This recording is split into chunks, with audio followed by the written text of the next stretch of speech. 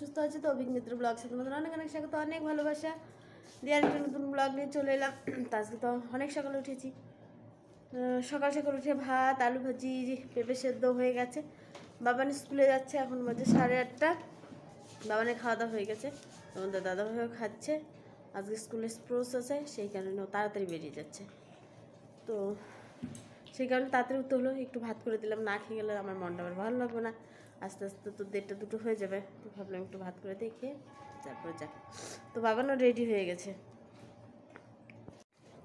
তো বাবানা একদম পুরো রেডি হয়ে গেছে, এখন বেরিয়ে যাবে। আর তো যেহেতু খাওয়া হয়ে গেছে, তো বাবানা এখন বেরিয়ে যাক, আর আমি আমার কাজগুলো করে নিই। ডিউটি যেতে হবে, জামা কাপড়গুলো মেলে দিয়ে আসি উপরে। ভেবেছিলাম কিছু জামা কাপড় সকাল সকাল কেচে নেব, উঠেছি সকালে, তো মনে হচ্ছে আর হবে না, ডিউটি টাইম হয়ে যাচ্ছে। তো রাখি, পরে কথা হচ্ছে আবার। হ্যালো ফ্রেন্ডস, তো এসে সন্ধ্যাটা দিয়ে নিলাম। ফার্স্ট সন্ধ্যা দিয়ে অনেকগুলো বাসন ছিল, সেগুলো মাজলাম। বাজারে চলে এসে আমিও ডিউটি থেকে চলে এলাম, তোমার দাদাভাই বাজার নিয়ে চলে এলো। তো ভাবলাম কাজগুলো করে নিই, তারপরে চাটা বসিয়ে দিয়েছি। চাটা বসিয়ে দিয়ে বাসনগুলো মেজে নিয়ে মাছটা একবারে ধুয়ে নিলাম। মাছটা ধুয়ে লবণ হলুদ মাখিয়ে নিয়েছি। মাছটা দিয়ে লবণ হলুদ মাখানো হয়ে গেল, বাসনগুলো মাজা হয়ে গেল। এখন চা খাবো, চাটাও হয়ে গেছে। দেখো বাবান মুড়ি মাখছে, পকোড়া দিয়ে মুড়ি মাখছে। তো চলো চা খেয়ে নেই, চাও রেডি হয়ে গেছে। তোমাদের দাদাভাই তো শুরু করে দিয়েছে, বাবানেরটা আমারটা। চাটা খেয়ে নেই, পকোড়া আছে, একটু পকোড়া খেয়ে নিই। পকোড়া দিয়ে মুড়ি খেতে ইচ্ছে করছে, তো খেয়ে নে। চাটা খেয়ে তারপরে রান্নাবাড়ি হবে। আগে একটু রেস্ট করবো, না জামা কাপড় গুছাবো, তারপর রান্নার দিকে যেতে হবে। পিঠে সব লেগে আসছে আমার। তো চলো চাটা খেয়ে নিই, পরে কথা হচ্ছে।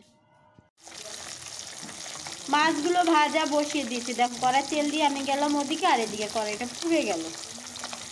কেমন হলো মাছগুলো? চলো ভেজে নেই, তারপর মাছের ঝোল করবো। কী করি, মাছগুলো ভাজা হয়ে গেছে, নামিয়ে নিয়েছি, আর মাছের ঝোলটা বসিয়ে দিয়েছি। মশলা দিয়ে দিয়েছি, মশলাটা ভাজা ভাজা হচ্ছে, তখন একটু ঝোল দিয়ে দেবো। চলো হয়ে গেছে ভাজা ভাজা, তো ঝোল দিয়ে দিলাম।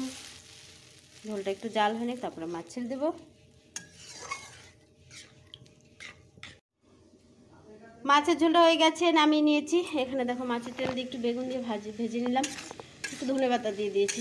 তো হয়ে গেছে, তো চলো নামিয়ে নিই। Hello friends, good night. সবাইকে টাটা বলে আবার ঘুমোতে যেতে হবে, কালকে সকালে ছেলে পড়া আছে, তাই তো আর উঠতে পারবো না। Good night, tata. আর আমি বেশি রাতে ভিডিও করলে তোমার দাদা বলে পাগল হয়ে গেছে, বকা দিচ্ছে। না যাই ঘুমিয়ে পড়ি, টাটা বাই। আসলে অনেকটা রাত হয়ে গেছে, পুরো 1টা বাজে।